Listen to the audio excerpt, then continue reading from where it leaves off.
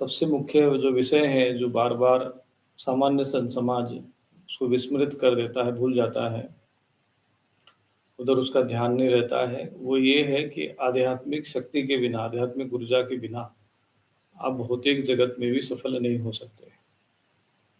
आध्यात्मिक शक्ति की अवहेलना करने के कारण व्यक्ति के जीवन में भौतिकता तो होती है, भौतिक सुख-सुविधाएँ होती है, लेकिन उसके जीवन में कमीपन खलकती जो है, कमीपन उसमें महसूस अनुभव करता है। उसमें एक कमी खटकती है, एक उसमें अभाव-सा अनुभव करता है वो जीवन में और लक्ष्य विहीन जीवन होता है। तो हमने जीवन का लक्ष्य दिया है समाज के सामने, सेवा करने वाले व्यक्ति कुछ भी भाव रखते हैं तो सेवा कर सकते हैं। जीवन का लक्ष्य सदैव धर्म होना चाहिए और धर्म आधारित ही धन की प्राप्ति का प्रयत्न करना चाहिए, तभी सुख की प्राप्ति हो सकती है। अन्यथा केवल केवल और केवल धन को ही अगर केंद्र बिंदु बना दिया, तन को यदि केंद्र में रखा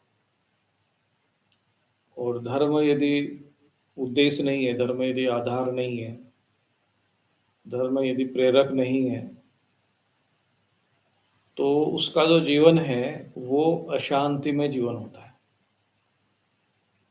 जीते जी भी उसकी दुर्गति रहती है, मृत्यु के बाद भी दुर्गति होती है। सनातन धर्म, सनातन संस्कृति एक श्रेष्ठ संस्कृति है, प्राचीनतम संस्कृति है, प्राथमिक संस्कृति है, आद्य संस्कृति है, सबको पता है।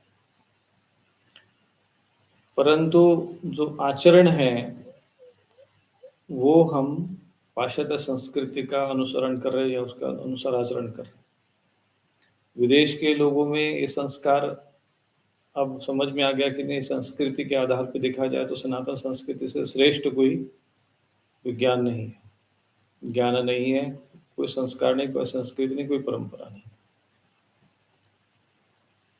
तो वो उसका अनुसरण कर रहे हैं और हम भटक गए हैं। अब लगता है कि नहीं, हम गलत दिशा में चले गए हैं। अब लोग समेटने का प्रयत्न कर रहे हैं। अब वो अध्यात्म की ओर आना चाहते हैं, साधना की ओर आना चाहते हैं, योग की ओर आना चाहते हैं, मंत्र साधना कराना चाहते हैं, लेकिन जीवन में एक उचित मार्ग नहीं होता है।